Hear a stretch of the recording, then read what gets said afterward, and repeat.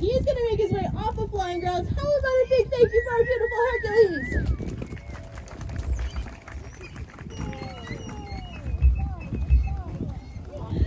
This is Spock.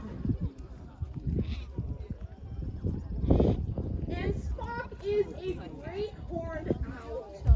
Now, great horned owls are one of the most common raptors that we would find here, or most common owls, I should say.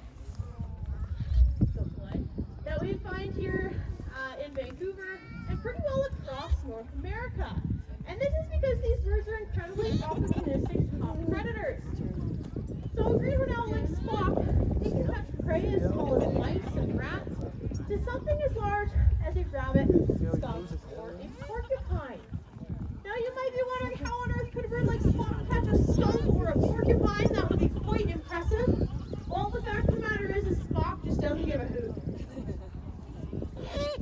So the way that he would be catching his prey is he would be using his raptor tools, which I didn't even really get to talk about, but their raptor tools are their powerful beak talons, the sharp downward curved beak, and those amazing eyes. So these are the eagles, the hawks, the owls, and the falcons. I'm going to go to Zach there. What do you think, Spock? All right, you can do it. No, thank you. There we go. He's like, okay, now I know what's going on. But these owls, they have some other tools that they use to their advantage. So Spock, first off, he's got this silent flight. So the leading and trailing edges of Spock's feathers are kind of ruffled, which muffles the sound, keeping him silent as he flies. So as he's moving around his face, Papa, can you take some zebra owl when he comes close to us? When he comes close to us? Oh. Careful, careful. You're looking in the wrong direction. Look at me. So owls are using that silent flight and darkness to hopefully be able to see their prey. Now his second owl superpower Let's is his take a incredible picture hearing. of him, okay? Okay, I will. Incredibly selective hearing. Oh, I did say soon. So the tufts on the top of his head, you would think that those are his ears. Those are actually just feather tufts. They use them for communication with other owls or camouflage. But his actual ears are just kind of back behind his eyes. And one of those ears is a little bit down and back. The other one is up and forward. So they are asymmetrical on his head. Now this means that Spock can take in sound nearly every direction around him. And oftentimes allows him to be able to catch his prey without ever even seeing it.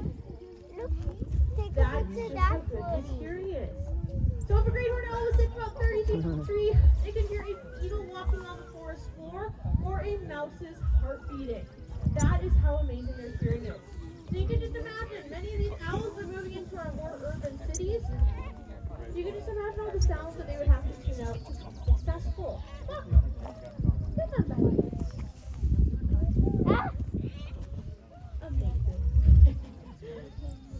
Now his third and final owl superpower are his incredible eyes, and these are again one of his raptor tools, but these eyes are a little bit different from the other birds we have met so far today. His eyes are on the very front of his face. They're incredibly large in his skull, so large that there's actually no room for muscle to be able to move those eyes around. So he has to move his whole head and neck to make up for that lack of mobility in his eyes.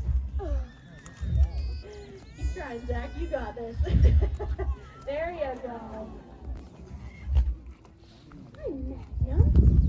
Now this is another really common raptor that we're going to be meeting, that we would see in Vancouver and pretty well across North America. Now red-tailed hawks like Magnum, you would often see these birds sitting at the side of the highways, up on fence posts, lamp posts, and they're waiting at what I like to call the roadkill cafe.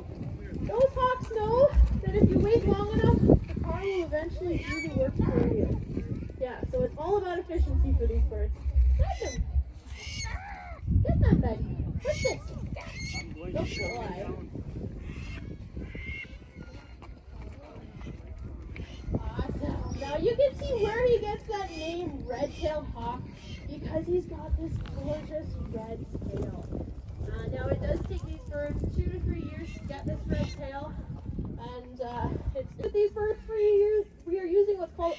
conditioning. So as we're flying our birds around, we're giving them a treat out of our glove. And this is just to say you're doing exactly what we want.